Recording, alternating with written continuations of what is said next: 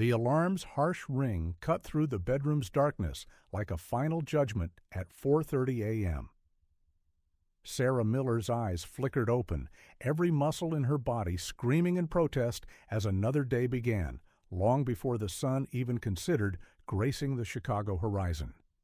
Her small studio apartment on the city's outskirts was steeped in silence, save for the faint rhythmic breathing from the corner of the room where Grace and Chloe, her 4-year-old twins, slept soundly, blissfully ignorant of the relentless battle their mother waged against time and circumstance every single day. Sarah granted herself a precious 60 seconds to just lie there, her gaze fixed on the indistinct shadows playing across the ceiling. It was her one stolen moment of peace in a day filled with chaos, that brief interlude between waking and the rush that would inevitably follow. Her fingers instinctively found the scar at the base of her neck, a stark physical token of that one night 4 years ago, the night that had irrevocably altered the course of her life. With a sigh of resignation, she swung her legs over the side of the bed. The cold floorboards under her bare feet were a cruel jolt back to reality. The heater had given out 2 weeks prior, and its repair would have to be postponed until her next paycheck, assuming anything was left after the bills were paid. In the tiny bathroom, Sarah confronted her reflection in the spotted mirror. At 28, her face retained echoes of the beauty that had once captivated one of Chicago's most formidable men.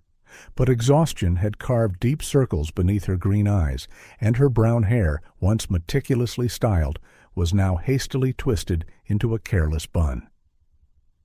"You can do this," she whispered to her reflection, the same morning mantra she'd repeated for years. "You have to." In the kitchenette, she opened the refrigerator, and a familiar tightness gripped her heart. Their resources were stretched thinner than usual this month. The milk was nearly gone, and only enough bread remained for one more day. A quick mental calculation confirmed her fears. 3 more days until payday. She would have to get creative once again. With movements born of practiced routine, she set about preparing breakfast. She used a cookie cutter to shape the last 2 slices of bread into stars, a little trick she'd developed to make the meager meal seem more special to the girls. The last of the milk was divided between 2 colorful cups, carefully diluted with water. The children never complained. They had learned far too young not to ask for more than what was offered. At 5:15, she moved toward the twins' sleeping area. Her heart swelled, as it always did, at the sight of Grace and Chloe asleep. They were identical in every minute detail. The same golden curls fanned out over their pillows, the same long lashes resting on their cheeks, the same upturned noses. In that moment of tranquility, it was impossible to ignore their resemblance to Richard, the same aristocratic features and an innate elegance that was apparent even in such small children. "Girls," she called softly, "time to wake up."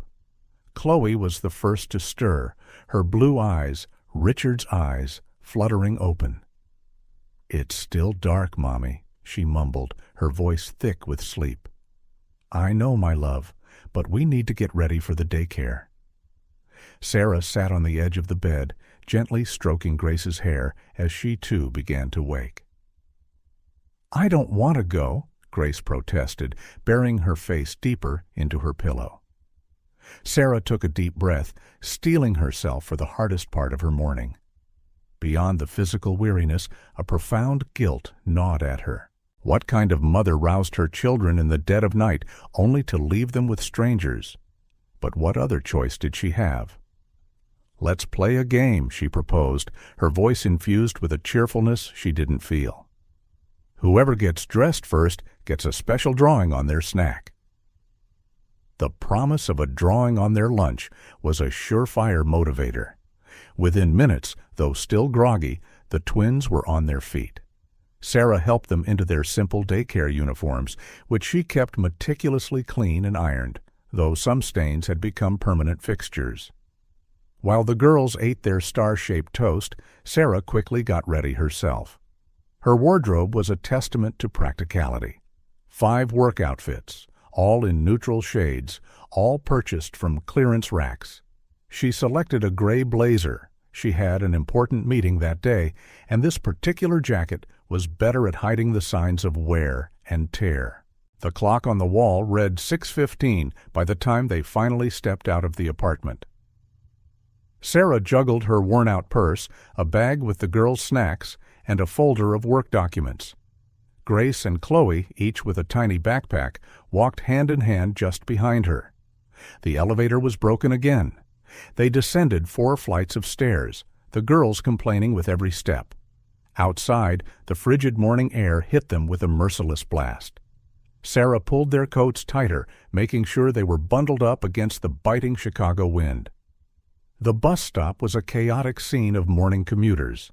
Sarah kept the girls close, shielding them from the jostling crowd. The first bus roared past, already packed to capacity. The second was the same. They finally managed to squeeze onto the third, though there were no seats to be had. "Mommy, I'm tired," Chloe whispered after they had been standing for 20 minutes. Sarah lifted her into her arms, balancing precariously while gripping Grace's hand with her other. Her arms ached, but she forced a smile for her daughters. "We'll be there soon, my love." The community child care center was located 2 blocks from their bus stop, a modest building with pastel walls that were beginning to peel. It wasn't the best facility, Sarah knew, but it was what she could afford, or rather, what she used to be able to afford. Ms. Davis, the director, was at the gate, greeting the children as they arrived. The look she gave Sarah was unmistakable. "Ms. Miller, could we talk for a moment?" Sarah's stomach clenched. She knew exactly what this was about. The overdue payment notice had arrived last week.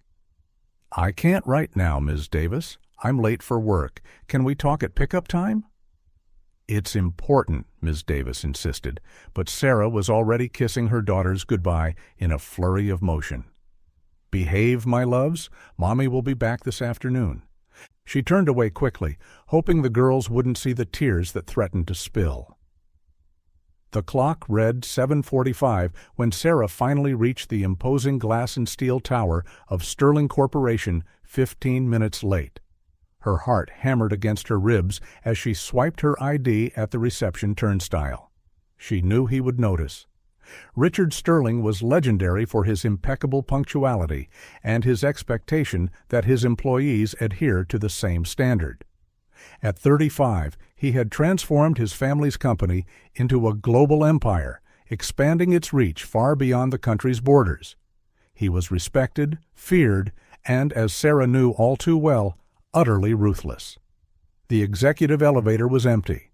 In the mirrored walls, she tried to smooth down her hair, which had been tousled by the wind and her frantic rush.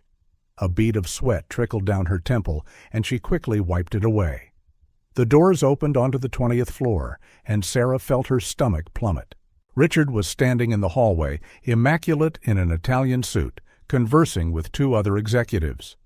His blue eyes, as cold as Lake Michigan in winter, met hers for a fleeting, dismissive moment. "Miss Miller," his voice was controlled, almost polite, but Sarah recognized the dangerous undercurrent. "My office now." The executives exchanged knowing glances as she walked past. Sarah kept her head held high, though her hands trembled at her sides. She followed Richard into his sprawling office, a space dominated by a panoramic view of the Chicago skyline. "Close the door," he commanded without looking at her. Sarah complied, feeling like a teenager about to be scolded by the principal. Richard settled into his leather chair, his fingers drumming a silent, impatient rhythm on the mahogany desk. 15 minutes late, Miss Miller. This is becoming a habit." "I'm sorry, sir. The traffic was—" "Spare me the excuses," he cut her off, his voice sharp as a razor. "You know the company policies. 3 tardies in a month warrant a formal warning." Sarah felt her blood run cold. A formal warning could ruin her chances of getting the raise she so desperately needed. "Please, Mr. Sterling, it won't happen again." Richard finally looked at her then, and for a fraction of a second, so brief Sarah might have imagined it, something flickered in his eyes. Recognition? Regret? It vanished as quickly as it had appeared, replaced by his usual mask of detached indifference. "Consider this your final warning," he said, turning his attention back to the documents on his desk. "You may go?" Sarah left his office on unsteady legs. At her desk, a mountain of reports awaited her review.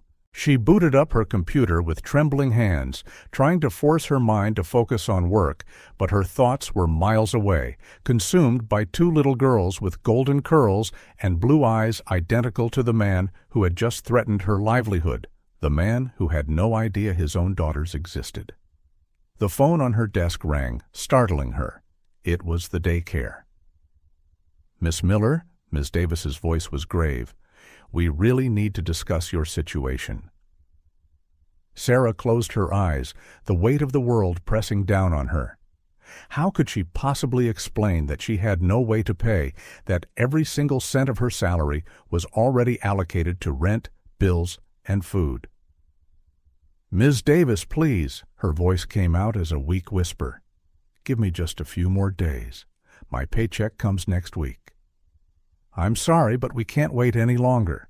The payments are 3 months overdue. If there's no settlement by tomorrow, we won't be able to keep the girls here." The world seemed to grind to a halt. Sarah glanced through the glass partition into Richard's office.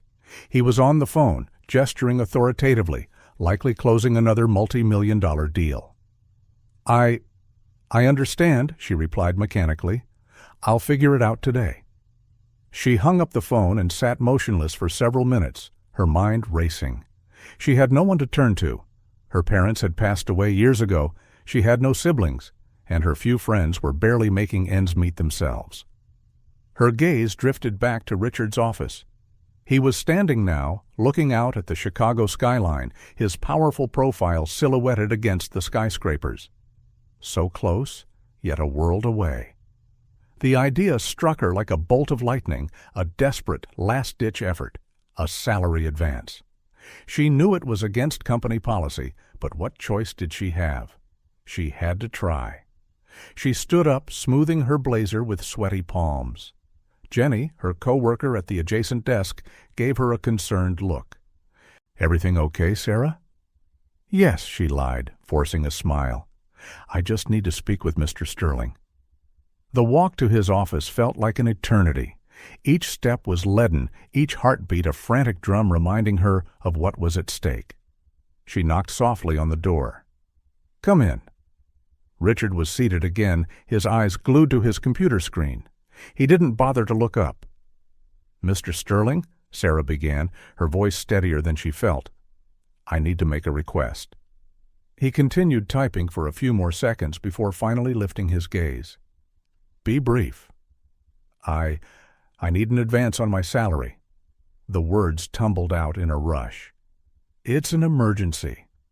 Richard leaned back in his chair, his eyes studying her with an unnerving intensity. "Company policy on advances is quite clear, Miss Miller." "I know, but—" Sarah took a deep breath. "It's truly an emergency. I promise I'll work extra hours to repay it." "No." The response was swift and cold, like a slap to the face. Sarah felt her last shred of hope crumble. "Please," her voice quavered. "I wouldn't ask if it weren't absolutely necessary." "Every employee has personal problems, Miss Miller." Richard turned his attention back to his computer. "I cannot make exceptions. It would undermine the company's order." Sarah just stood there, tears burning the backs of her eyes. She wanted to scream, to hurl the truth at him, to tell him that his daughters, needed him. But the words were lodged in her throat. "Is that all?" His voice was distant, professional. "Yes, sir," she answered automatically, turning to leave. "And, Miss Miller," she paused, her hand on the doorknob. "Next time, schedule a meeting properly. I don't appreciate interruptions." Sarah closed the door softly behind her, her legs barely supporting her. She sank into her chair at her desk, her mind a dizzying whirlwind of dead ends. The clock on the wall read 10:30. In a few short hours, she would have to pick up the girls from daycare. And tomorrow. What would she do tomorrow? The answer emerged as a quiet, desperate whisper from the depths of her conscience. The girls would have to come with her to work. It was risky, absurd, and would almost certainly get her fired if she was discovered. But what other choice did she have? Sarah spent the remainder of the day meticulously planning her covert operation. Her desk was situated in a relatively discreet corner of the office. If she arrived before anyone else, if she could keep the girls quiet with games and drawings, maybe, just maybe, she could survive one day without being caught. At 5, as most employees began to pack up, Sarah was still at her desk, mentally compiling a list of necessities: coloring materials, quiet games, snacks that wouldn't make a mess. She would have to stop at a store on her way to pick up the girls. "Staying late today?" Jenny asked as she tidied her own desk. "No, just organizing a few things," Sarah replied vaguely, avoiding her colleague's inquisitive gaze. She hated lying, but the fewer people who knew about her plan, the better.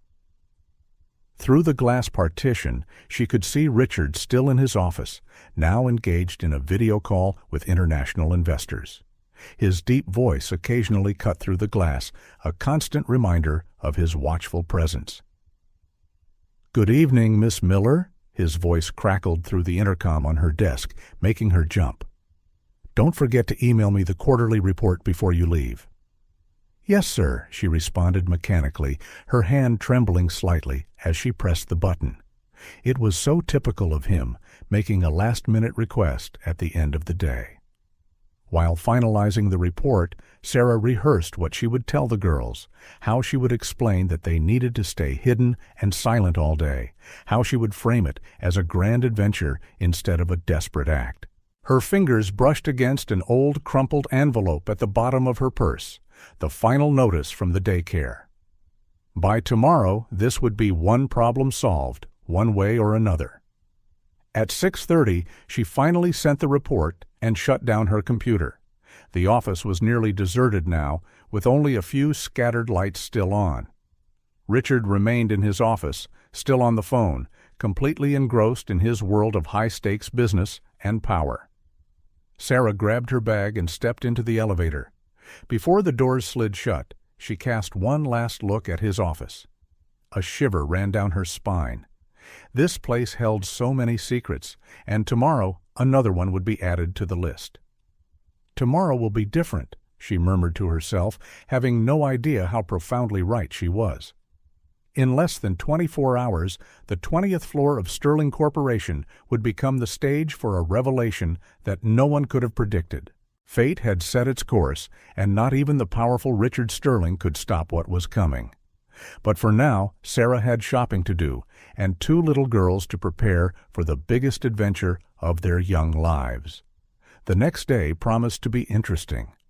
The lobby clock at Sterling Corporation read 6:15 a.m. when Sarah walked through the revolving doors, a firm grip on both Grace and Chloe's hands. Her heart was pounding so violently she was sure the security guards could hear it. "Good morning, Mr. Johnson," she greeted the older security guard, forcing a casual tone. "These are my nieces. Their nanny got sick and—" "No need to explain, Miss Miller," he replied with a kind, knowing smile. "Kids are always welcome." In the empty elevator, Sarah knelt to meet her daughter's gaze. "Remember what we talked about? Today we're playing a very special game." "The quiet game," Chloe recited proudly. "That's right, my love. And whoever makes the least noise gets a prize," Grace finished, a little too loudly. "Shh!" Sarah placed a finger to her lips, her heart racing. "The game has already started." The 20th floor was still dim when they arrived. Sarah led the girls to her workstation, which was strategically located in a quieter corner of the office. She had never been more grateful for that particular spot. "Look what Mommy brought," she whispered, pulling coloring books, crayons, and a pair of old tablets she'd managed to buy at a thrift store out of her bag. She had spent hours the night before downloading silent educational games. "You have a special mission today." She created a small, hidden space beneath her desk, using her folder as a makeshift divider. It was cramped, but the girls were small enough to fit. She placed a small rug she'd brought from home on the floor so they wouldn't get cold. By 7 Tau, the first of her colleagues began to trickle in. Sarah pretended to be deeply engrossed in her work, answering overdue emails with a forced concentration. Her entire body was a knot of tension, every nerve on high alert for any sound that might emanate from under her desk. "Sarah," Jenny's voice startled her. "You're here early." "Oh, you?" "Yes," Sarah replied, trying to sound natural. "I had some reports to get a head start on." Jenny frowned, sensing something was off. "Are you okay? You seem tense." "Just tired," Sarah forced a smile. "Lots to do." A muffled giggle came from beneath the desk. Sarah's blood ran cold, but Jenny was already walking away, distracted by her own phone. The morning dragged on in a constant state of high alert. Sarah juggled typing reports and discreetly passing snacks and water to the girls. Miraculously, Grace and Chloe behaved better than she could have ever hoped, fully absorbed in their games and coloring. Around 10 Kamji, a familiar shift occurred in the office atmosphere. Richard had arrived. As always, his presence caused an immediate change, a palpable tension settling over the floor. Sarah could hear his confident footsteps approaching as he made his usual morning rounds. "Mommy," Chloe whispered, a little too loudly. "I have to go potty." "Shh," Sarah whispered back frantically, her heart leaping into her throat as she saw Richard's polished Italian shoes stop just a few desks away. "Ms. Chen," Richard's voice was close, "how is the Asian merger report coming along?" "Almost finished, Mr. Sterling," another colleague answered promptly. Sarah held her breath. If he came to her desk, if the girls made another sound. "And the legal department has approved the terms?" "Yes, sir. I just received their confirmation." Sarah felt a small hand tapping her leg. Chloe was getting restless. Discreetly, she passed a piece of chocolate under the desk, praying it would be enough of a distraction. "Good work," Richard said. "I want a meeting with the entire team after lunch." His footsteps receded, and Sarah finally allowed herself to breathe. But her relief was short-lived. Now she had a new problem. How was she going to attend a meeting with the entire team? The rest of the morning was a blur of anxiety and near disasters. Chloe really did need to use the restroom, and Sarah had to create a complex diversion to sneak the girls down the hallway. Grace spilled her juice, nearly staining a set of important documents. A coworker walked by too closely, almost spotting the little feet peeking out from beneath the desk. "Mommy," Grace whispered at one point, "I'm bored." Sarah glanced around nervously before crouching down, pretending to retrieve something from her bag as an excuse to check on them. "Just a little longer, sweetheart. You're being so brave." By 3 in the afternoon, Sarah was utterly exhausted. Her back ached from constantly bending to check on the girls, and her mind was fractured between her work and the constant vigilance.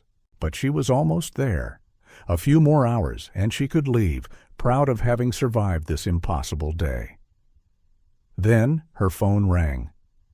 "Sarah," Deborah's voice, Richard's secretary, came through the line. "Mr. Sterling has called an emergency meeting with the entire team. Main conference room in 15 minutes.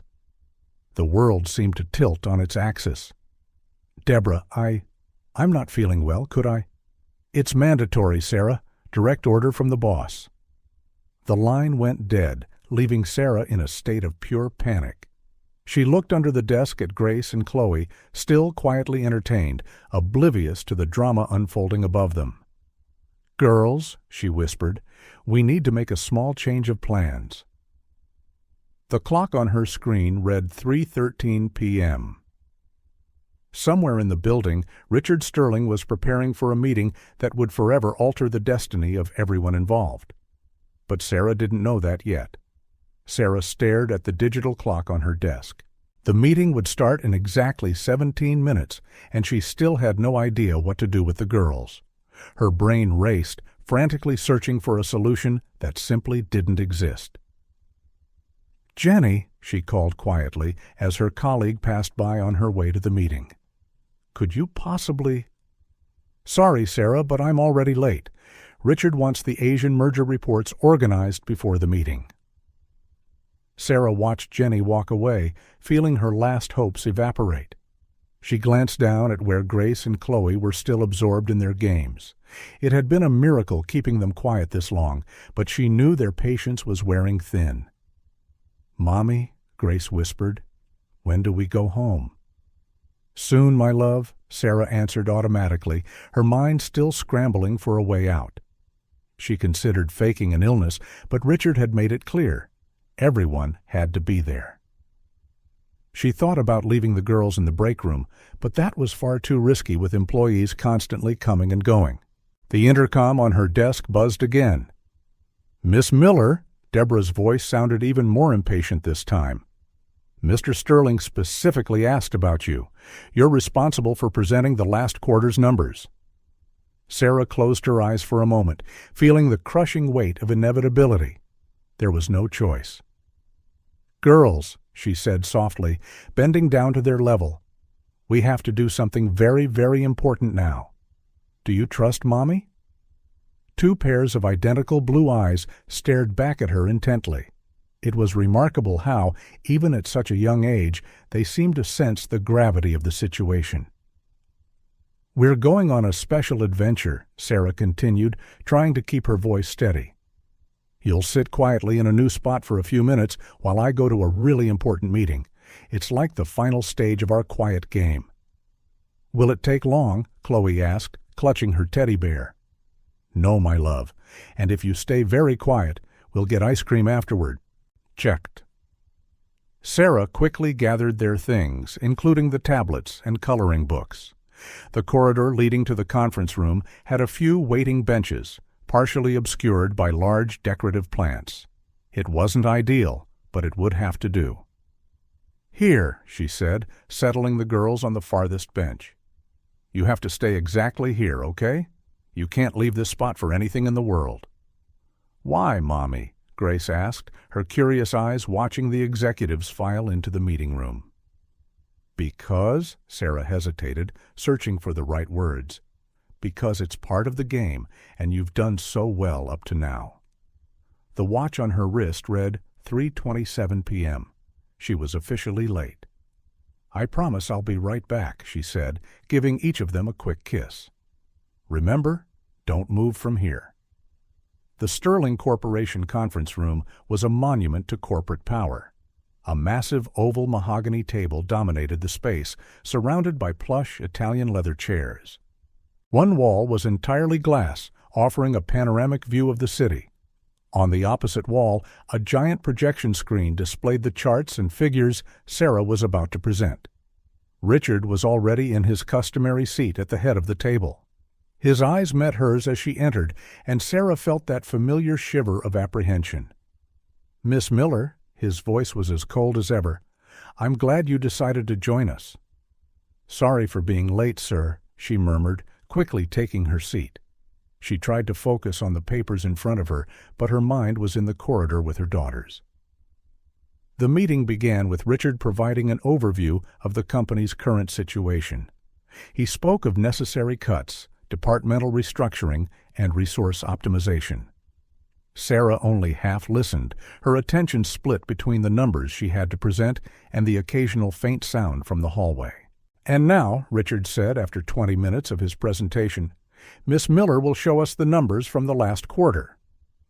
Sarah stood on shaky legs and walked to the front of the room. She began her presentation on autopilot, years of experience allowing her to speak about projections and statistics while her mind was elsewhere. Then she heard it, a muffled giggle followed by the pitter-patter of small footsteps in the hallway. Her heart stopped. The conference room door was slightly ajar. She'd forgotten to close it completely in her rush. Through the narrow gap, she saw a flicker of movement. "As you can see on the chart," her voice faltered slightly, "the third quarter showed a drop of—" The door swung open. Grace and Chloe, bored with waiting and drawn by the voices coming from within the room, dashed inside. Their golden curls bounced as they ran across the room, their blue eyes shining with the thrill of their little escapade. "Daddy!" they yelled in unison, running straight toward Richard. Time seemed to freeze. Sarah felt the floor disappear from beneath her.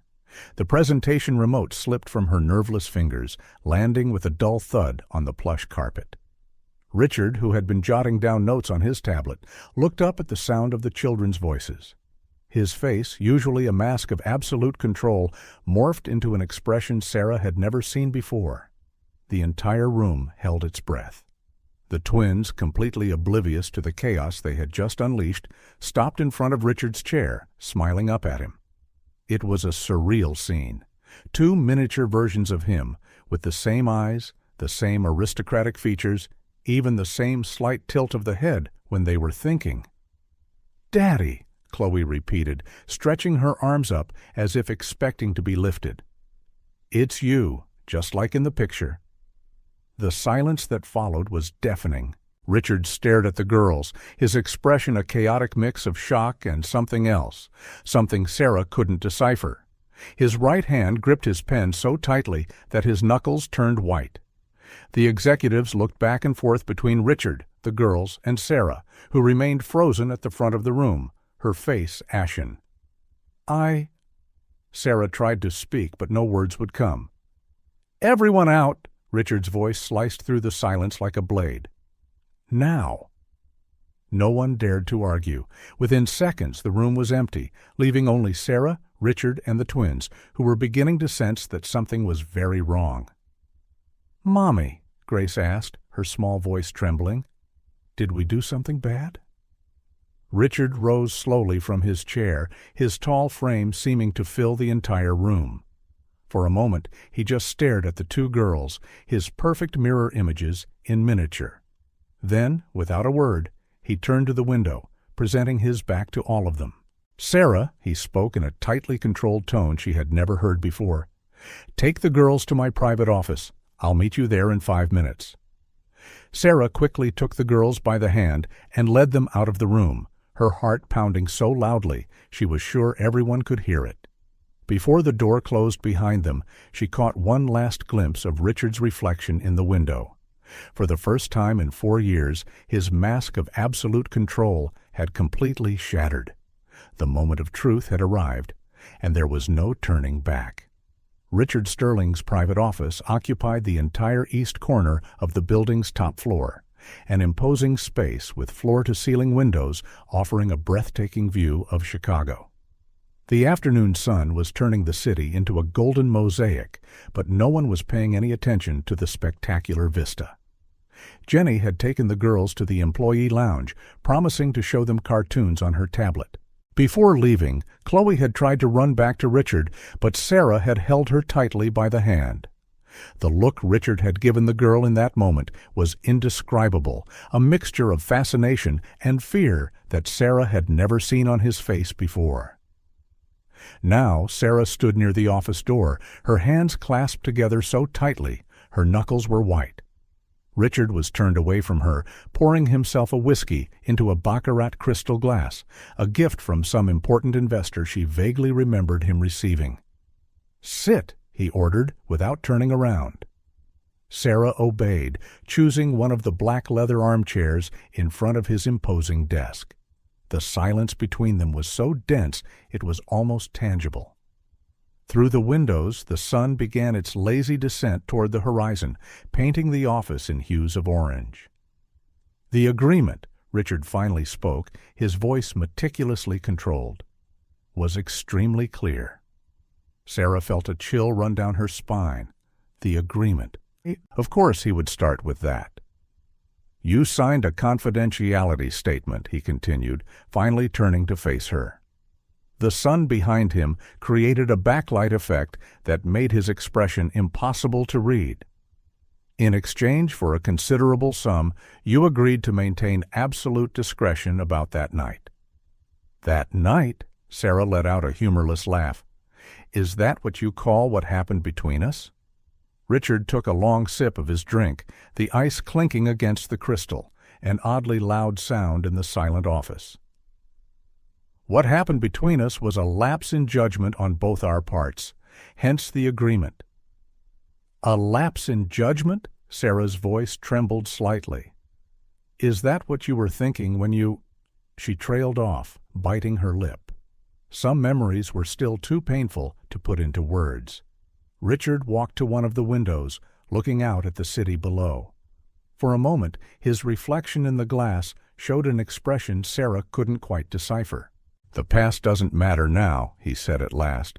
"What matters is that you breached a legal agreement." "The consequences?" Sarah stood up abruptly. "You want to talk about consequences, Richard? How about the consequences of finding out I was pregnant 2 weeks after signing your precious contract? How about the consequences of having to choose between keeping my job and telling the truth? How about the consequences of raising 2 children alone while seeing you every day, knowing they were your daughters?" Her words seemed to strike a nerve. He turned sharply, his blue eyes flashing. "You could have told me," he said, his voice dangerously low. "How?" Sarah took a step toward him. "When? After you made it crystal clear your public image was more important than anything else? After you made me sign that agreement like I was some threat to be contained?"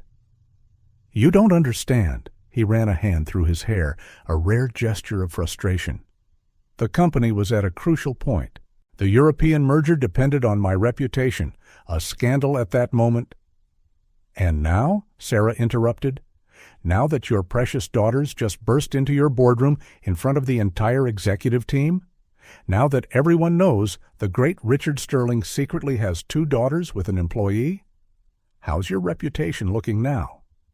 The whiskey glass met the desk with too much force, spilling a few drops of amber liquid onto the polished mahogany.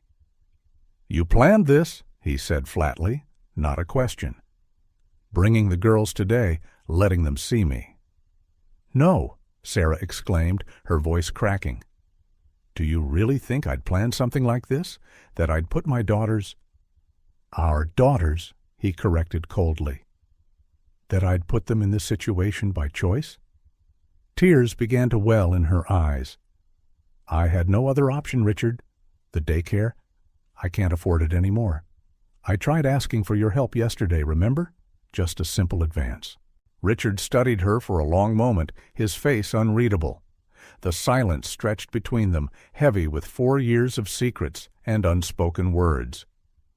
"Why didn't you use the money from the agreement?" he asked finally. Sarah laughed bitterly. "The agreement money? That ran out ages ago. Do you have any idea how much it costs to raise 2 kids in Chicago?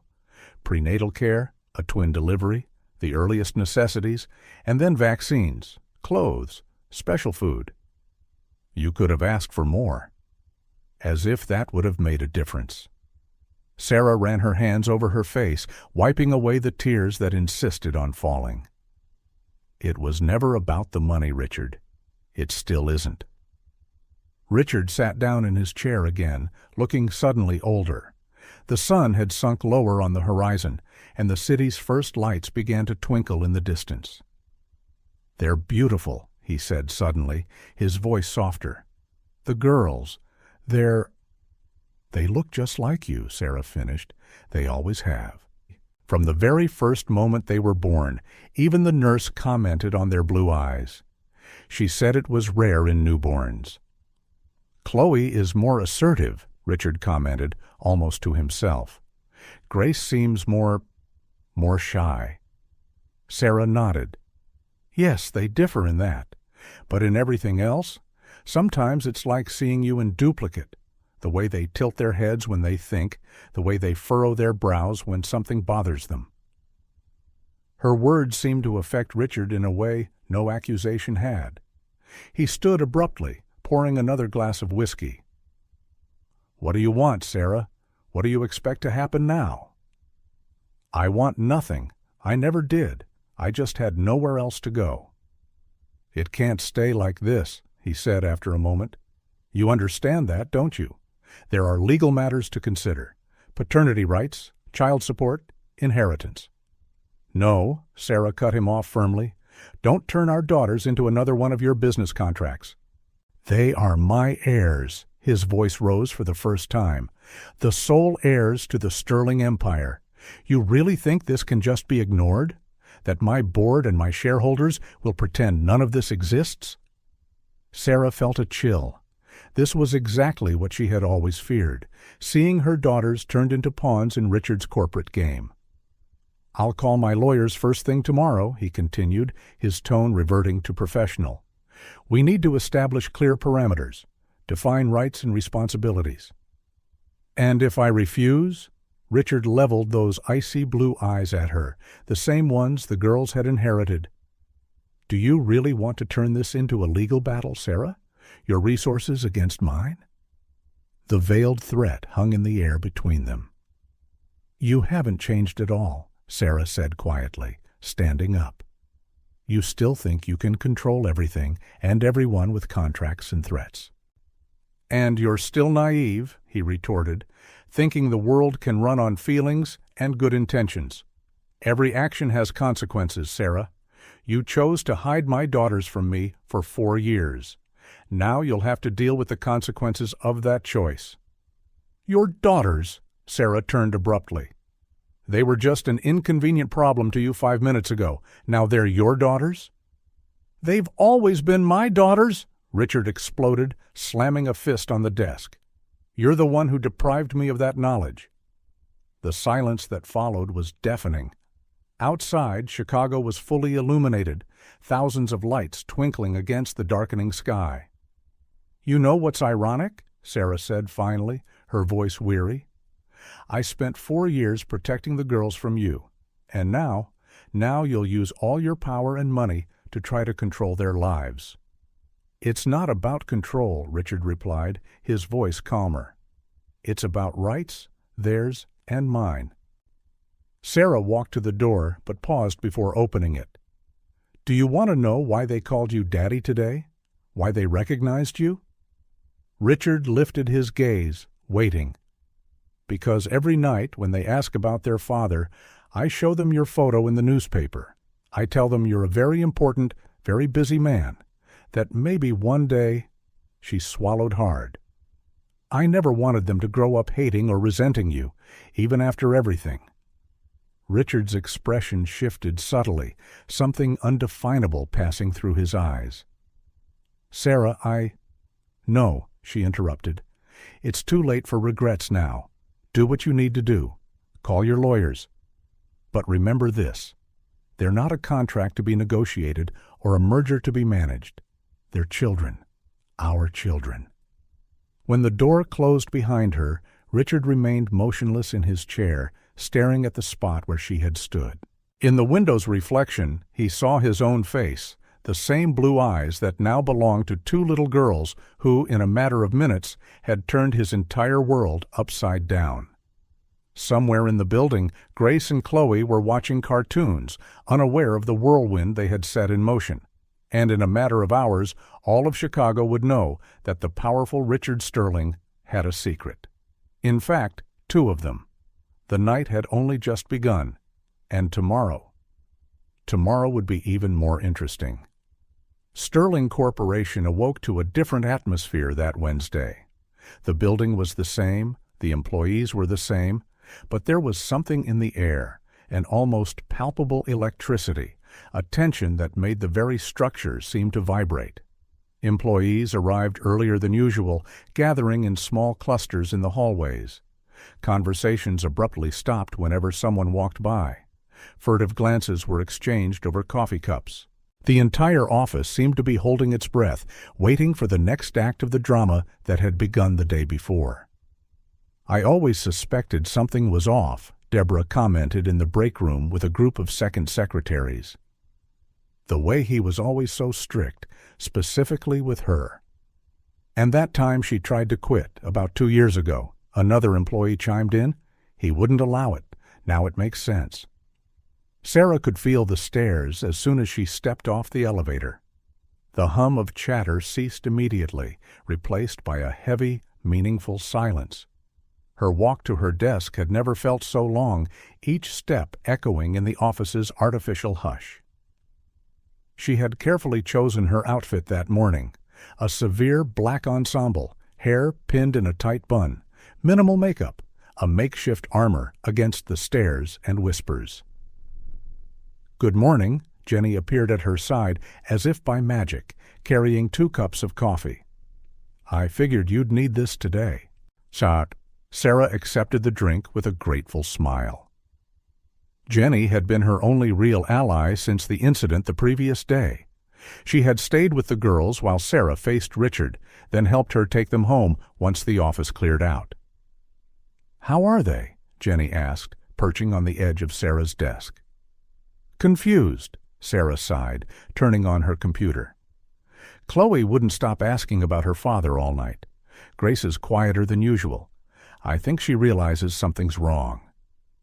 Across the office, a group of analysts stopped talking abruptly when Sarah looked their way. One of them had the decency to appear embarrassed, but the others just averted their eyes. "Ignore them," Jenny muttered. "They're like vultures circling carrion." Sarah tried to focus on her work, but it was impossible. Every time someone passed her desk, she could feel their gaze. Every distant laugh seemed directed at her. Her email overflowed with unread messages, most from curious colleagues disguising their nosiness as concern or support. On the executive floor, Richard was facing his own challenges. The boardroom had been full since 7 that morning. Raised voices occasionally leaked through the heavy oak doors. "This is a serious corporate governance issue," Mr. Thompson, the CFO, gestured furiously at Richard's table. "The board needs an explanation. How does this affect the company's succession, our internal policies?"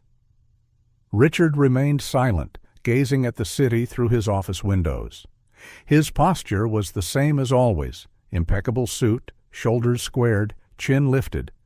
But there was something different in his eyes, a shadow that hadn't been there the day before. "We need a clear position," Mark Johnson, the communications director, insisted. "The employees are speculating, and our business partners will start asking questions." "No," Richard's voice cut through the discussion like a blade.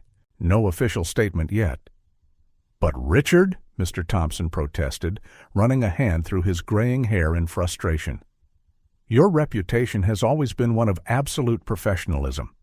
This incident—" "They are my daughters," Richard turned slowly, each word carefully emphasized. "Not an incident." The silence that followed was heavy. It was the first time Richard publicly referred to the girls as his daughters. The directors exchanged nervous glances. "No one is suggesting otherwise," Mark tried to pacify, "but we have to think about the company. The Sterling brand, years of work, could be compromised if we don't manage this properly." Richard stood, walking over to the window. Below, Chicago thrummed with its usual frenetic pace, oblivious to the drama unfolding atop a gleaming skyscraper. "You have 1 hour," he said finally, not turning around. "Prepare a full report on the legal and corporate implications of this situation. I want all possibilities on my desk before lunch." The directors understood the implicit dismissal. One by one, they left the room in silence. Only Mr. Thompson stayed behind. "Richard," he said softly, "years of friendship allowing such intimacy. How are you really holding up?" For a moment, the implacable CEO facade wavered. Richard shut his eyes, and Mr. Thompson saw something he had never witnessed before: vulnerability. "They have my eyes, Thompson," Richard murmured. "Exactly the same." Meanwhile, back on her floor, Sarah struggled to maintain composure in the face of more whispers and stares. In the break room, 2 employees fell silent the moment she walked in to get water. In the restroom, she heard her name whispered among nervous giggles. "Sarah," Jenny returned to her desk after lunch. "Got a minute?" They went to the now empty lounge. Jenny closed the door before speaking. "My brother's a lawyer," she said without preamble. "Specializes in family law. He could—" "I can't afford a lawyer, Jenny." "He'd do it pro bono. Your situation. Let's just say he's interested in cases where there's a clear power imbalance." Sarah considered the offer. She knew she would need legal protection, The look on Richard's face the day before had made that obvious. "Richard has an army of lawyers," she muttered. "And you have the truth," Jenny replied firmly, "and 2 little girls who need their mother." By early afternoon, rumors reached a new level when Deborah was seen carrying a stack of documents to the legal department. The most popular theory was that Richard was preparing to sue Sarah for breach of confidentiality. Sarah was mulling over Jenny's offer when her phone rang. It was Deborah again. "Mr. Sterling wants to see you in his office, now." The walk to the top floor felt like torture. Everyone she passed seemed to know exactly where she was going and why. When the elevator doors opened, Sarah forced herself to take a deep breath before stepping out. Richard stood by the window when she entered, hands clasped behind his back, looking out at the city below.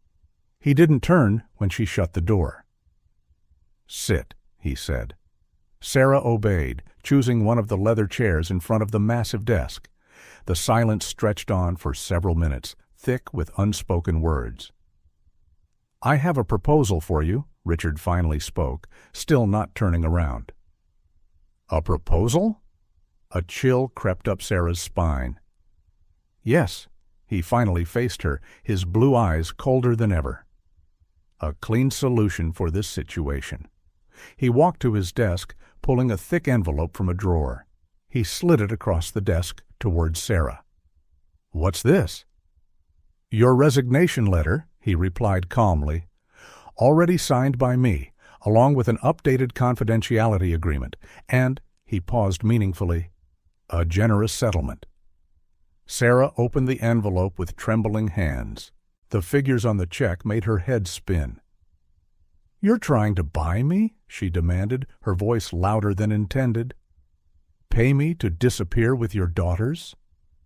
"I'm offering you a dignified way out," Richard corrected, settling back in his chair.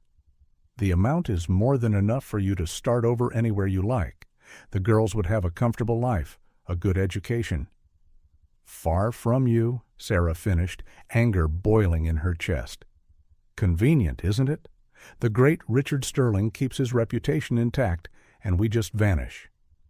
"It's the best solution for everyone involved." "Everyone involved?" Sarah stood, her hands trembling with fury. "What about the girls? How will they feel when they grow up and learn their father chose to pay them off rather than be in their lives?" Something flickered in Richard's eyes, an emotion swiftly contained. "They're very young," he argued. "They won't remember." "Like you don't remember your father?" Sarah shot back, instantly realizing she'd touched a nerve. Richard stood abruptly, his face a mask of barely contained rage. "You know nothing about my father." "I know enough," Sarah pressed on, years of quiet observation fueling her words. "I know he left you and your mother behind. I know you grew up determined never to be like him. And now, look at you. You're doing exactly the same thing." "Enough!" Richard slammed his fist on the desk, making Sarah jump. "You have no right." "I have every right," she retorted. "I'm the mother of your daughters, the daughters you just tried to buy off as if they were an inconvenient corporate acquisition." The silence that followed was suffocating. Richard had turned back to the window, his shoulders visibly tense beneath his impeccable suit. "My father," his voice came out low, almost a whisper, "promised he'd come back every weekend. He promised. I would sit on the staircase, waiting for hours." Sarah felt her anger subside a little. In all the years she'd known Richard, he had never spoken of his past. "He never came back," Richard continued. "And my mother, she never recovered. She spent the rest of her life waiting for him, fading away little by little." "And you swore you'd never be like him," Sarah said softly. Richard turned slowly. For the first time since she'd known him, his mask of control had completely fallen. "How can I be a father, Sarah?" he asked, his voice filled with a vulnerability she had never heard before. "How can I risk disappointing anyone like that?" "You already are a father, Richard," Sarah answered gently. "The question is, What kind of father will you choose to be? He sank back into his chair, suddenly looking exhausted. What if I don't know how? No one does? Sarah gave a faint smile. Do you think I knew how to be a mother? I still don't, but every day I try, because they deserve that. They deserve every bit of love we can give. Richard picked up the envelope from the desk, staring at it for a long moment before tearing it in half. What do you suggest then? First, Sarah stood, summoning all her courage. Stop trying to fix everything with money and threats. Second, let's figure out how to do this together. For the girl's sake, not your reputation or the company's. What if I fail? Then you keep trying, Sarah said simply. That's what parents do. She walked to the door, but paused before opening it. The girls asked about you last night, she said softly. Chloe said you looked sad. Richard looked up, surprised. They're more perceptive than you think, Sarah continued, and much stronger than you imagine, just like their mother. With that, she left the office, leaving Richard alone with his thoughts. She had an important call to make. She would need Jenny's brother's help after all, not to sue or threaten, but to ensure the girl's rights were protected. Because now it wasn't just about her and Richard. It was about Grace and Chloe, and the future they deserved. Back at her desk, Sarah found a photo of the girls she kept tucked away in a drawer. Their identical smiles, their sparkling blue eyes, Richard's eyes. For a moment, she allowed herself to imagine a future where they could have both their mother and their father in their lives. It wouldn't be easy, but maybe it was possible. Her phone vibrated with a message from Jenny. You okay? Saw you coming back from his office? Sarah smiled, typing her reply. Better than expected. Send me your brother's number. The sun was starting to set over Chicago, painting the sky in shades of orange and pink. From her desk, Sarah could see Richard still in his office, now on the phone, gesturing as he spoke. But there was something different about his posture, a weight lifted from his shoulders, perhaps. Tomorrow would be another day of battle, but a different kind. No longer a war, but a negotiation. Not for power or control, but for the future of two small girls who had unknowingly changed everything. And maybe, just maybe, there would be a chance to heal all the old wounds. Sarah put the picture of the girls back in the drawer. She still had plenty of work, reports to finish, numbers to analyze. Life didn't stop, even when the world seemed turned upside down. At the end of the day, when the office was almost empty, her computer chimed with a new email from Richard Sterling. The subject line read, Tomorrow, the girls. And in the body, Do they like ice cream? Sarah smiled, feeling a small spark of hope flicker in her chest. It was a small start, tentative, but a start nonetheless. Chocolate and strawberry, she replied simply. Just like their dad. From across the glass, she saw Richard read the message. For a brief moment, a genuine, uncalculated smile crossed his face. Sarah gathered her things and prepared to leave. Tomorrow would be a new day, with new challenges. She had an important meeting with the lawyer, Jenny's brother. She'd need to figure out how to explain all the upcoming changes to the girls. And somehow, she'd have to learn how to share motherhood with a man who, until yesterday, had been only her distant boss. But today, at this moment, as she stepped into the elevator, Sarah allowed herself to feel something she hadn't felt in a long time. Peace. Not the peace of someone who won a battle, but the peace of someone who finally found the courage to fight the right one. The office lights faded one by one behind her. Somewhere up there, Richard Sterling was still in his office, most likely thinking about the same things she was. Identical blue eyes, smiles capable of melting icebergs, and possibilities that until yesterday had seemed impossible. The future was uncertain, but one thing was clear. Nothing would ever be the same. And perhaps, just maybe, that was exactly what everyone needed. Attorney Harrison's office was located in an old building in downtown Chicago. There was no marble or mirrored glass, just a simple room lined with shelves of legal books and a sense of worn dignity. It was a stark contrast to the opulence of Sterling Corporation, and for some reason that made Sarah feel more at ease. "Jenny gave me the basic details," the lawyer began, adjusting his thin-framed glasses. "But I need you to explain everything from the start. Every detail could be important." Sarah took a deep breath. It was the first time she would tell the entire story to a stranger. "There's a confidentiality agreement," she began hesitantly, pulling some crumpled papers from her bag. "I signed it 4 years ago, right after I found out—" Mr. Harrison studied the documents meticulously, occasionally jotting notes in a small notebook. His face remained neutral and professional, but Sarah could see the concern in his eyes. "This complicates things," he said finally. "The agreement is quite broad, and with the terms broken. He can sue me." "He can, but it would be risky for him." The lawyer leaned back in his chair. "A lawsuit would draw even more attention to the situation, and with children involved—" "The girls are my only concern," Sarah interjected. "I don't want money. I don't want a scandal. I just want to make sure they're protected." Mr. Harrison smiled for the first time. "That's exactly why I took your case." Meanwhile, on the other side of town, Richard was in his penthouse apartment, a place that rarely saw daylight. An untouched glass of whiskey rested beside him as he gazed out the panoramic windows at the city. In his hands was an old faded photo, a blue-eyed boy sitting on a staircase, waiting. On the back, a date and a promise never kept. "I'll be back on Sunday, Dad."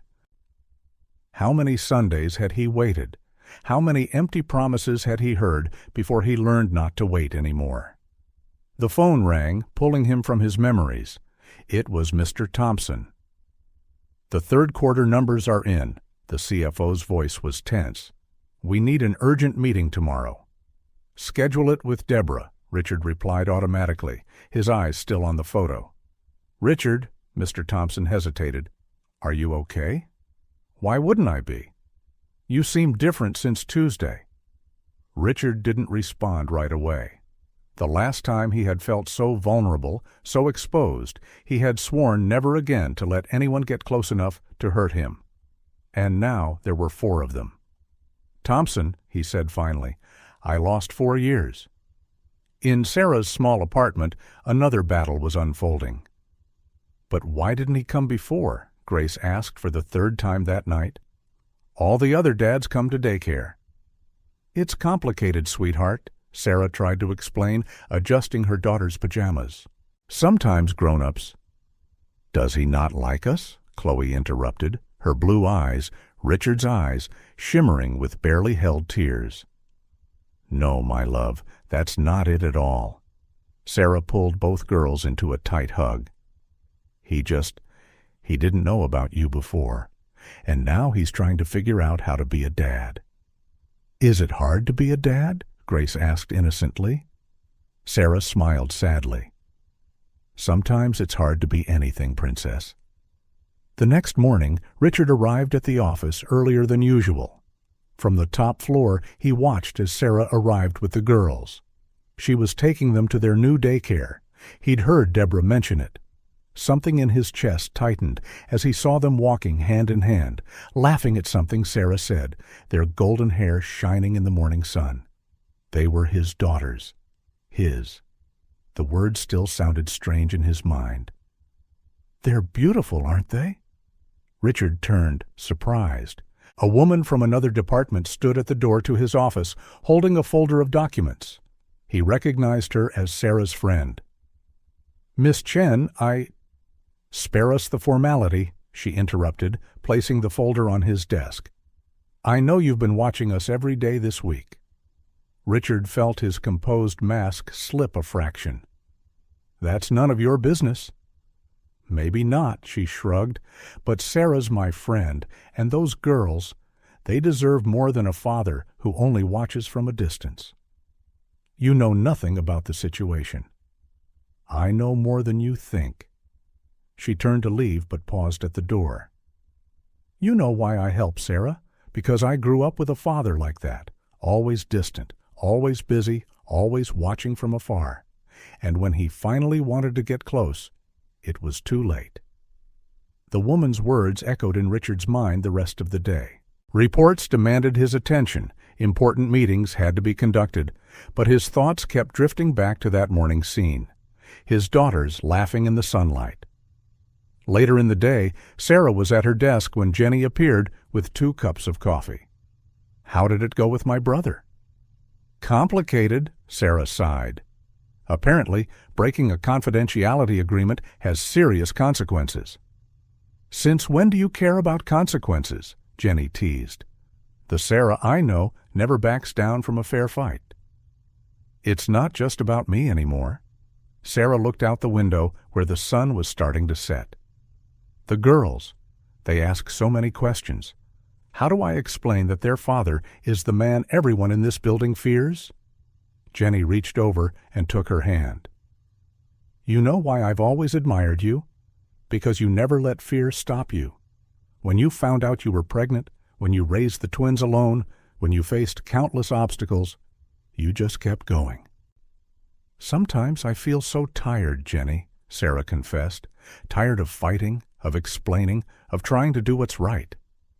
"And that's exactly why you'll succeed," Jenny squeezed her hand. "Because even tired, you never give up." Sarah glanced at Richard's office. He was on the phone, his silhouette framed against the reddish sky. For a moment, it seemed like he looked in her direction, but he quickly turned away. "He'll have to decide," Jenny said, following Sarah's gaze. "Whether he wants to be just the man in the office or a real father? And if he chooses wrong? Then you do what you've always done," Jenny smiled. "Protect your girls and move on." That night, after putting the twins to bed, Sarah found an envelope in her bag she didn't remember seeing before. Inside was a single note in Richard's elegant handwriting. "They deserve more than distant observations. Tomorrow, 10 a.m., my office." Sarah looked at the girls' room, where Grace and Chloe were sound asleep. She picked up her phone and typed a simple reply. "Yes, but this time, let's do it the right way." In his apartment, Richard took one last look at the old photo of the boy on the staircase. Then slowly, he tucked it away in a drawer. Tomorrow would be a new day, with new challenges. And maybe, just maybe, it was time to stop watching from a distance and start being part of the story. But first, there was a company crisis to handle. The third quarter numbers didn't lie.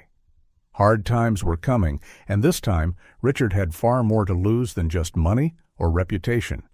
Sterling Corporation woke up in turmoil that morning.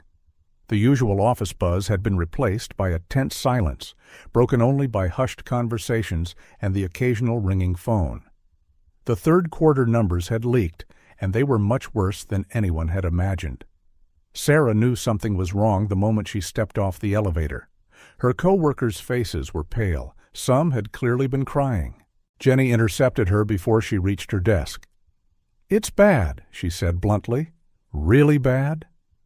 "What happened?" "The merger with the Asian partners. Apparently, there were irregularities no one noticed. Investors are panicking. Stocks have dropped 30% just this morning." Sarah's stomach sank. The Asian merger was the company's biggest project for the past 2 years. All planned growth hinged on it. On the executive floor, the chaos was even greater. Richard had been in meetings since 5 a.m., his voice occasionally echoing through the halls as he shouted in Mandarin on the phone. Mr. Thompson, the CFO, looked like he had aged 10 years overnight. "The Chinese are threatening to sue," Sarah heard someone say. "If that happens, the company won't survive," another answered grimly. Sarah forced herself to focus on her work, but her mind whirled. She knew the merger numbers like nobody else. She had spent months analyzing every detail. Something didn't add up. That's when she noticed it, a pattern in the report so subtle it would be easily overlooked by anyone who didn't know the company's operations inside and out. She began frantic calculations, her hands trembling as she typed. "Jenny," she called urgently, "I need the import reports from the last 6 months. All of them. Now." "But the board said no one—" "Please," Sarah insisted. "It's important." 3 hours later, Sarah stood outside Richard's office door, her heart pounding. In her hands was a folder containing her findings. "He won't see you," Deborah warned. "He's been in crisis mode since morning." "He'll have to," Sarah replied, and without waiting for an answer, she opened the door. Richard was on the phone, his tie loosened and his usually impeccable hair disheveled. He shot her a furious look as she walked in unannounced. "Not a good time, Miss Miller," he growled, covering the phone's mouthpiece. "It's exactly the right time," Sarah said, placing the folder on his desk. "I found something." In the following minutes, Sarah explained her discovery. The irregularities weren't in the merger itself, but in how the numbers were being interpreted. The difference between the U.S. accounting system and the Chinese system had created a discrepancy that, if corrected properly, would not only save the merger, but potentially make it even more profitable. Richard listened in silence, his eyes scanning the documents she presented. Gradually, his expression shifted from skepticism to something akin to admiration. "How did you catch this?" "Because I pay attention," Sarah answered simply. "Not just to the big numbers, but the small details no one else notices." Richard studied her for a long moment, as though truly seeing her for the first time. "We have to move fast," he said at last. "The Chinese expect an answer by the end of the day." The next few hours were a blur of frantic activity. Sarah and Richard worked side by side, preparing presentations, recalculating figures, structuring a new proposal. It was strange how well they seemed to communicate without words, anticipating each other's needs. "We need these numbers verified," Richard said at one point, running a hand through his hair in frustration. Sarah was already dialing the finance department before he finished speaking. By 7 in the evening, when most of the staff had gone home, they were still working. The office was quiet except for the soft tapping of keys and the occasional clink of coffee cups. "Why did you stay?" Richard asked suddenly. Sarah looked up from her laptop. "What do you mean? After everything, why are you helping me?" "I'm not helping you," she answered honestly. "I'm helping the company. Hundreds of families depend on these jobs." Richard nodded slowly, a small smile touching his lips. "You've always been like that, huh? Always thinking of others first." "Somebody has to," Sarah shrugged, turning back to her work. But something had changed in the air between them. A different sort of tension, no longer hostile, but charged with something indefinable. The following morning, the conference room was packed for a video call with the Chinese investors. Richard sat at the head of the table, impeccable in his tailored Italian suit, but Sarah noticed he looked paler than usual. The presentation started off well. Richard explained the situation with his usual eloquence, the investors listening attentively. But when it came time for the more complex figures, something strange happened. Richard stopped mid-sentence, his right hand moving to his chest. His face went completely white. "Mr. Sterling?" one of the investors prompted through the screen. Sarah saw the exact moment his eyes lost focus. Before anyone could react, Richard staggered and collapsed. The chaos that ensued felt surreal. Someone shouted for an ambulance. Mr. Thompson tried to calm the investors, and Sarah, without a second thought, was by Richard's side, holding his hand as he struggled to breathe. "Stay with me," she murmured, and for the first time in 4 years, she allowed herself to call him by his first name. "Stay with me, Richard." At the hospital, the hours dragged like decades. Sarah wasn't entirely sure why she remained there. She should have been home with the girls, but something kept her waiting. Mr. Thompson was the one who brought the news, his face grim. "A brain tumor," he said quietly. "Advanced stage. He's known for months." Sarah felt as if the floor had dropped beneath her feet. Months? He was diagnosed right after you asked for the salary advance." The world seemed to spin around Sarah. So many things started making sense. The rush to resolve the situation with the girls, the offer of money for them to disappear, the urgency in his actions. When she was finally allowed to see him, Richard was awake, looking small and vulnerable against the hospital's white sheets. "You didn't have to stay," he said upon seeing her. "Shut up," Sarah replied, pulling a chair next to his bed. "Why didn't you tell me?" Richard closed his eyes for a moment. What was there to say? That I'm just as mortal as everyone else? That my entire empire, all my control, means nothing against a few defective cells? "The girls," Sarah began, but her voice failed. "They deserve more than a dying father," Richard said bitterly. "That's why I tried to fix everything quickly, give you two a comfortable life before dying." Sarah felt tears burn her eyes. "And you don't think they deserve to know their father, no matter how short the time?" A heavy silence fell over the room. Outside, the city continued its frenetic rhythm, oblivious to the drama unfolding in that hospital room. "I'm scared," Richard finally confessed, his voice barely a whisper. "Not of dying, but of forming bonds that will be broken, of making promises I can't keep, of becoming like your father," Sarah finished gently. Richard nodded, a single tear sliding down his face. "The difference," Sarah said, taking his hand, "is that your father chose to leave. You're fighting to stay." For the first time since she'd met him, Sarah saw Richard truly cry. There were no dramatic sobs, no overt display of emotion, just silent tears from a man who had finally allowed himself to be vulnerable. "How long?" she asked gently. "Doctors say a few months, maybe a year with treatment." Sarah squeezed his hand. "Then we have work to do. First, we still need to save the company." "Yes, that presentation has to happen." "Then," she paused, "then you're going to meet your daughters. Really meet them this time." "What if I don't know how?" "No one knows," Sarah smiled sadly. "But you have something your father never did." "What's that?" "The awareness that time is too precious to waste on fear."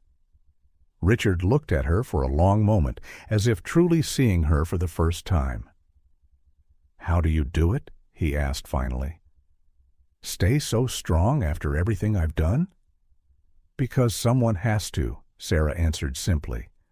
"And because our girls deserve to see that, even under the worst circumstances, we can choose to be better." By the time Sarah finally left the hospital that night, something fundamental had shifted between them. It wasn't forgiveness. There was still much to resolve, much to say. But it was understanding. It was humanity. At her apartment, she found the girls asleep in the living room, waiting for her. Their peaceful faces, so much like Richard's, now held a new meaning, a new urgency. Tomorrow would be another day. There was still a company to save, a merger to finalize, and more importantly, a father to properly introduce to his daughters. Time might be short, but maybe there was enough to create memories that would last forever. Richard gazed at the city from his office, but for the first time in years, he wasn't thinking about business. The medical diagnosis weighed in his pocket like lead. 6 months, maybe a year, with aggressive treatment. It was strange how the certainty of death could bring such clarity to life. "They're here," Deborah announced quietly from the doorway. Richard turned, his heart racing in a way no business deal had ever provoked. Through the glass he saw Sarah arriving with the girls. Grace and Chloe were dressed alike, in blue dresses that made their eyes look even more stunningly blue. His eyes. "Send them in," he said, his voice coming out rougher than usual. Sarah entered first, holding the girls' hands. It was Sunday, and the office was empty except for them. Richard had insisted on that. He wanted this moment to be private, away from curious eyes and whispers. "Girls," Sarah said gently, "remember what we talked about? About Daddy wanting to get to know you both properly?" Chloe took a step forward, always the braver one. "You're not going away anymore?" The question hit Richard like a punch in the gut. How many times had he asked the same question, sitting on that childhood staircase? "No," he replied, kneeling to their eye level. "I'm not leaving." Grace, still partially hiding behind Sarah, studied him curiously. "You work a lot," she said matter-of-factly. "Yes," Richard admitted, "but I'm learning that some things are more important than work." He reached behind his desk and produced 2 colorfully wrapped packages. "I brought something for you." The girl's eyes sparkled with interest. Sarah gave a slight nod, giving them silent permission to accept. Inside the packages were 2 identical teddy bears, except for the colors, one pink and one purple, matching each girl's favorite color, as Sarah had mentioned. "How did you know?" Chloe asked, hugging the purple bear. "Your mom told me," Richard smiled. "She tells me a lot about you." "She tells us about you, too," Grace spoke for the first time, her voice small but clear. "She says you live alone in a really tall apartment building." "And that you like chocolate and strawberry ice cream," Chloe added. Richard looked at Sarah in surprise, and she shrugged with a small smile. "It's true," he confirmed. "Did you know that was my favorite when I was your age?" "Tell us more," the girls chimed in unison. And Richard finally understood what Sarah meant about them being different but the same. In the next few minutes, Richard found himself doing something he never thought he would, sharing childhood stories. About the dog he had at 6, how he loved playing in the rain, the old house with the wooden staircase. "Did you wait for your dad on that staircase too?" Grace asked innocently. The silence that followed was heavy. Sarah took a step forward, ready to intervene, but Richard raised his hand. "Yes," he answered honestly. "I waited for a very long time." "Did he come back?" Chloe wanted to know. "No," Richard felt his voice catch slightly. "That's why I promised myself I'd be different with you." The girls looked at him with that inexplicable wisdom children sometimes have. "Are you crying?" Grace asked, moving closer. Richard hadn't realized the single tear rolling down his cheek. Before he could answer, 2 pairs of small arms wrapped around him in a hug. Sarah stood by, her heart tight in her chest.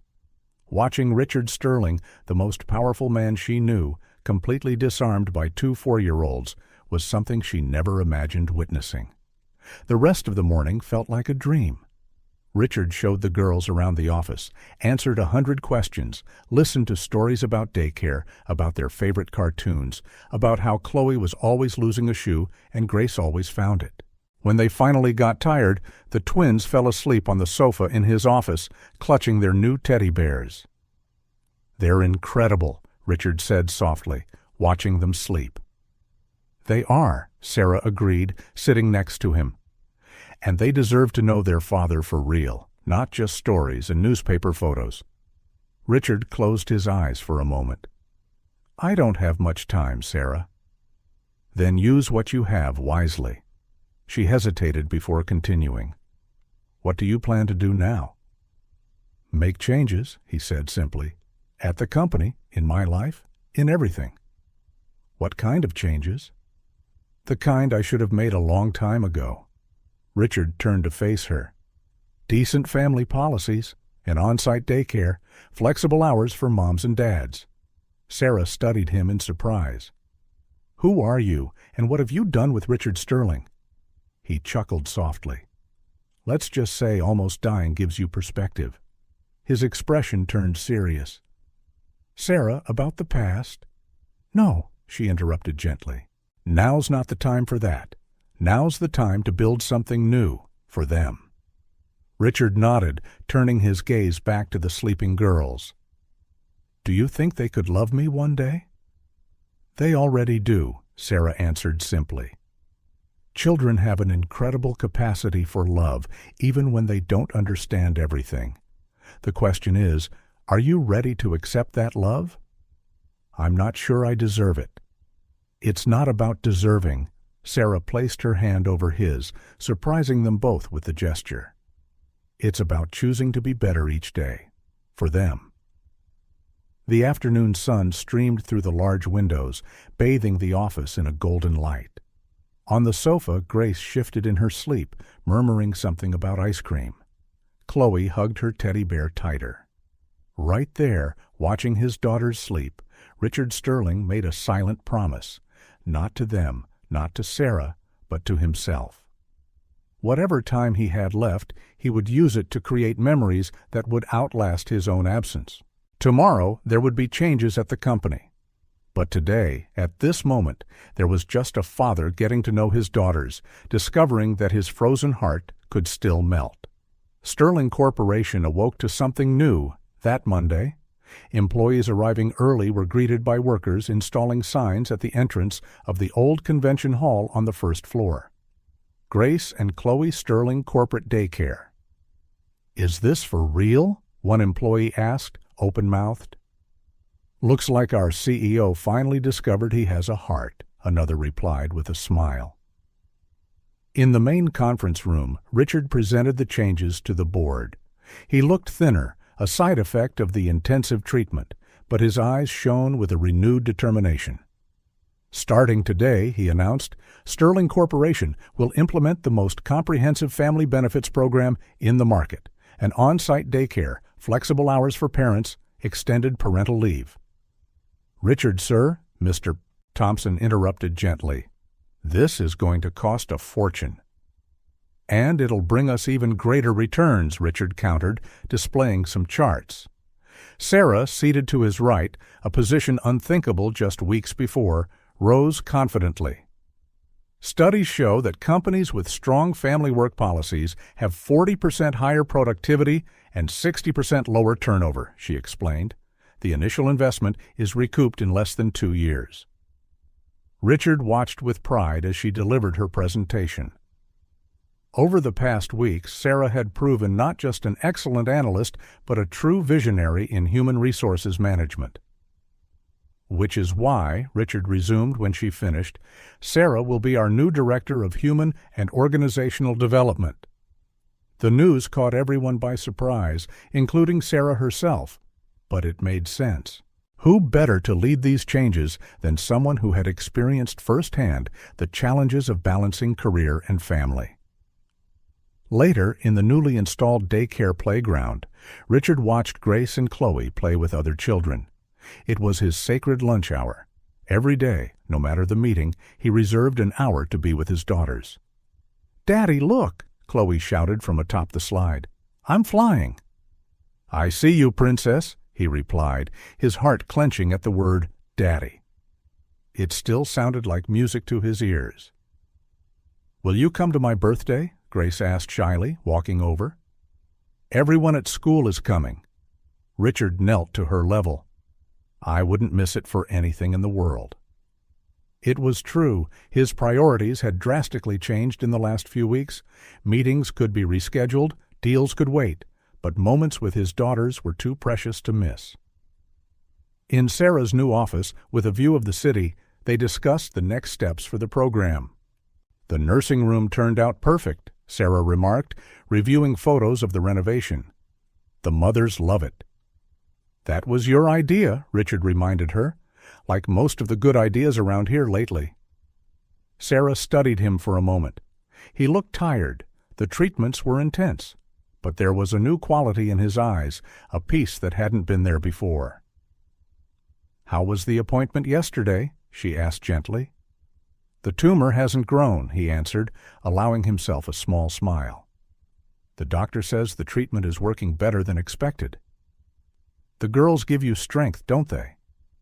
"They give me purpose," he corrected, "for everything." It was true. Every decision now was made with an eye toward the legacy he would leave, not just for his daughters, but for all the families depending on the company. Days turned into weeks, and the changes began to bear fruit. Productivity soared, and the work environment became lighter. Employees who barely spoke to each other were now meeting at the daycare, chatting as their children played together. Richard became more active in the girls' lives. He was there when Grace lost her first baby tooth, for Chloe's ballet recital, for parent-teacher meetings at school. "You're different," Sarah observed one evening while they watched the girls play on the new rooftop playground installed at the company. Good different or bad different? Human different, she replied with a small smile. Richard reflected on that. Indeed, the man who once lived solely for numbers and profit was now someone who understood the value of small things. His daughter's smiles were worth more than any financial statement. The transformation at the company didn't go unnoticed. Other corporations became interested in the Sterling model of family-focused management. Articles were written, speaking engagements requested. Biz Magazine wants to do a feature on our family policies, Deborah said during a meeting. Tell them we'll only accept if they focus on real stories, Richard replied. I don't want just numbers, I want people. Sarah hid a smile. He was definitely different. One afternoon, while Richard helped Grace with her homework in his office, a routine on Tuesdays and Thursdays now, she asked a question that caught him off guard. Daddy, are you and Mommy going to live together again? Richard looked up from the math workbook, meeting his daughter's hopeful gaze. It's complicated, Princess, he answered honestly. But your mom and I are friends now. It's different, but it's good. Good. It was true. He and Sarah had found a balance, a partnership founded on mutual respect and the shared love for their daughters. The following week, Sterling Corporation was awarded Most Family-Friendly Company of the Year. During his acceptance speech, Richard surprised everyone by inviting Sarah to the stage. This transformation, he said, his voice trembling with emotion, was only possible thanks to someone who, even when I didn't deserve it, never stopped believing in the best in people. Someone who taught me that leading isn't just about giving orders, but about inspiring change. Sarah, at his side, felt tears well up. They were no longer the ruthless CEO and the resentful employee. They were partners, friends, parents, each in their roles, but united by something greater than themselves. The company continued to grow, but in a different way, more sustainable, more humane. Once silent, tense corridors now echoed with children's laughter. The building that once symbolized corporate might had become a space of life and family. One afternoon, as they watched the sunset from the rooftop while the girls played nearby, Richard reflected on all the changes. His time might be limited, but the legacy he was building, both at the company and in his daughters' lives, would outlast him. "What are you thinking about?" Sarah asked, joining him. "Transformations," he said simply. "And how sometimes we have to lose something to find everything." Sarah nodded in understanding. Tomorrow there'd be a big ceremony officially announcing all the changes, but today, in this moment, there was just a family learning that sometimes the biggest transformations start with the smallest gestures. And maybe that was the greatest lesson of all. The auditorium at Sterling Corporation had never been so full. Employees from every department, the media, representatives from other companies, all gathered to witness what the press had dubbed the Sterling Revolution. On stage, floral arrangements in shades of blue and gold decorated the space. An elegant banner read, "Celebrating a New Era, Family, Work, and the Future." In the front rows, Grace and Chloe, dressed in matching pastel dresses, could hardly contain their excitement. "Is Daddy giving a speech?" Grace asked for the third time. "Yes, honey." Sarah adjusted the bow in her daughter's hair. "And then Mommy will too." Richard watched the backstage chaos, his heart pounding in his chest. The treatment still made him weak sometimes, but today he felt stronger than ever. In his hands was the speech he had rewritten dozens of times the night before. "Nervous?" Mr. Thompson asked, approaching. "For the first time, not because of numbers," Richard smiled.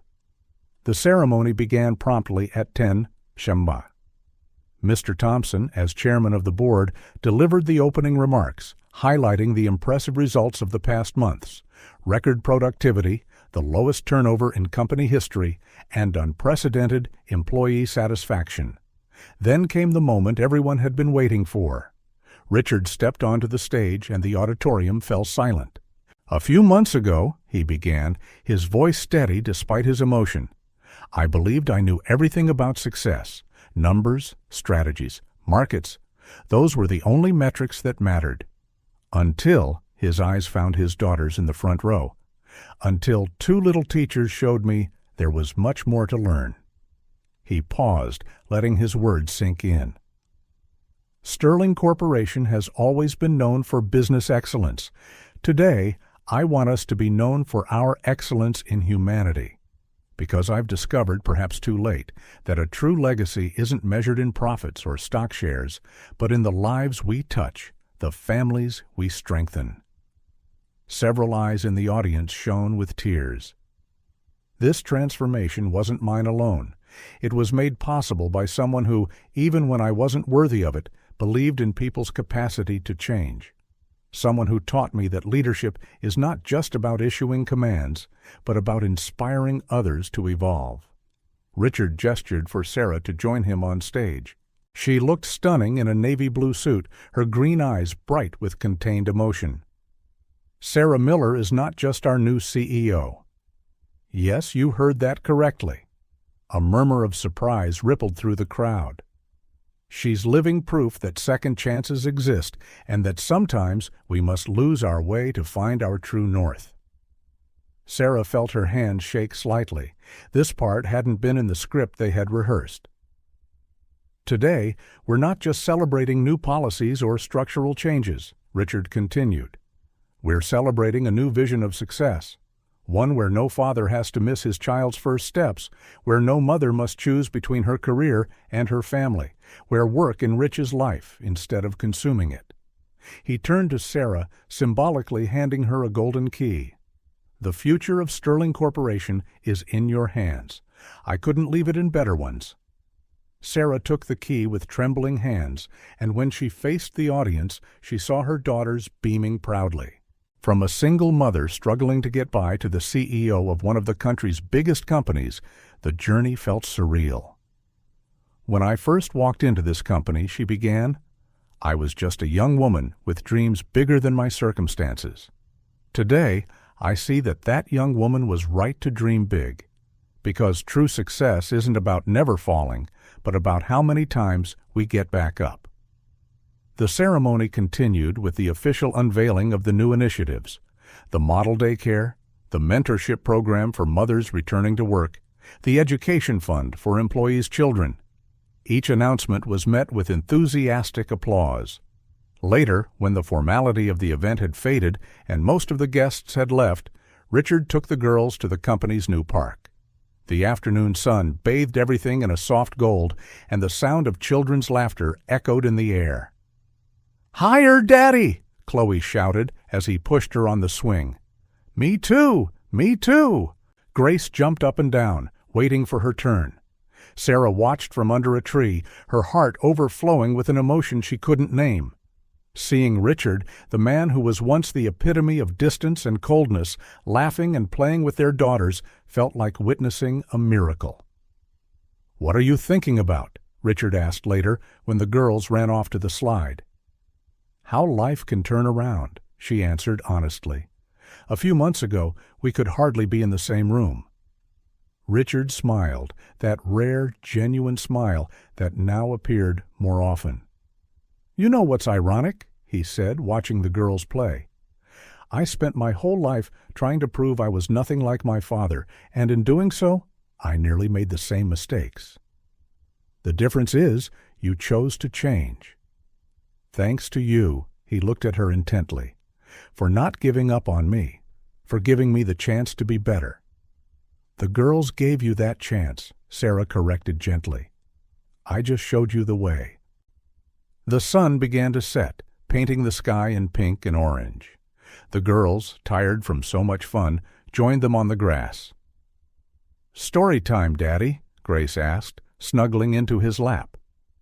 "Once upon a time," Richard began softly, "there was a man who thought he had everything until he realized he had nothing that truly mattered." Sarah listened as he told the tale, really his own story, with Chloe and Grace hanging on every word. The man who once ruled his empire with an iron hand could now cradle his daughters with so much love, it made her heart ache. 1 year later, Sterling Corporation had become a case study in corporate transformation. Companies worldwide visited to learn about the Sterling model of humanized management. Sarah led the firm with a unique blend of efficiency and empathy, proving that success and humanity were not mutually exclusive. Richard's treatment was going better than expected, though the future remained uncertain. Each day was lived to the fullest, every moment with his daughters cherished. On that Sunday afternoon, the family had a picnic in the company park, now open on weekends for all employees' families. Richard watched his daughters playing with the other children while Sarah sat beside him, reviewing a few documents. Even on her day off, some habits never really died. "Hey," he called gently, taking her hand. "Thank you." "For what?" "For teaching me that family isn't a weakness. It's the greatest strength we can have." Sarah smiled, squeezing his hand. The girls ran up to them, their cheeks flushed from running around. "Group hug!" Chloe cried, and soon they were all wrapped in a tight embrace. There, under the Sunday sun, with his daughters laughing and Sarah in his arms, Richard finally understood. Sometimes you have to lose everything to find what truly matters. And sometimes, just sometimes, happily ever after isn't an end, but a new beginning.